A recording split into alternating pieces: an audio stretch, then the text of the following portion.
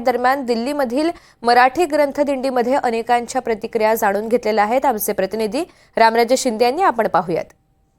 दिल्लीमध्ये 70 वर्षानंतर अखिल भारतीय मराठी साहित्य संमेलनाचा जागर होतोय आणि ग्रंथदिंडी जी आहे ती इथून निघणार आहे। आपण इथं पाहतो की वेगवेगळे हे कलाकार इथं आपल्याला दिसत आहेत आणि जी कला आहे, आपली संस्कृती जी आहे ना, इथे दाखवण्याचा प्रयत्न केला जातोय। आपण पाठीमागं पाहतो की ही ग्रंथदिंडी आहे आणि हे सर्व कलाकार आहेत की जे आपली कला जी आहे ते सादर करताना आपल्याला इथे दिसत आहे। महाराष्ट्राची माती आणि महाराष्ट्राची जी कला आहे ती इथे सादर केली जाणार आहे। म्हणूनच हे महाराष्ट्रातून कलाकार जे आहेत ते दाखल झालेले आहेत। यामध्ये गोंधळी आहेत, पोतराज आहेत, वाघ्या मुरळी आहेत, भारूड, कोळी, आदिवासी, पिंगळा, वासुदेव, लावणी, भुत्या, गोफ नृत्य या सर्व कला, लोककला आणि लोकनृत्य जे ते सादर केले जाणार आहेत। तुमचं नाव काय?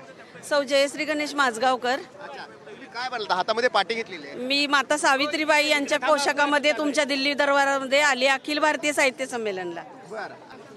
माय साऊग आमुची आम्ही ती जागले की, माय जी जाऊ आमुची आम्ही ती जागले की, झेलीला उनवारा दगड शेन तेव्हा कुठे आले आमच्या हाती वही पेन, आमच्या हाती वही पेन। माय साऊग आमुची आम्ही ती जागले की, जय जिजाऊ जय शिवाजी।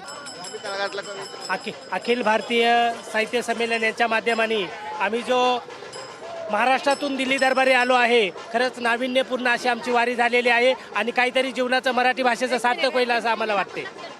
आणि हे जे ग्रंथदिंडी जी आहे ती आपण इथं पाहतोय की कशा पद्धतीनं दिल्लीच्या या रस्त्यावरून ही ग्रंथदिंडी निघणार आहे आणि आता ही ग्रंथदिंडी निघालेली आहे।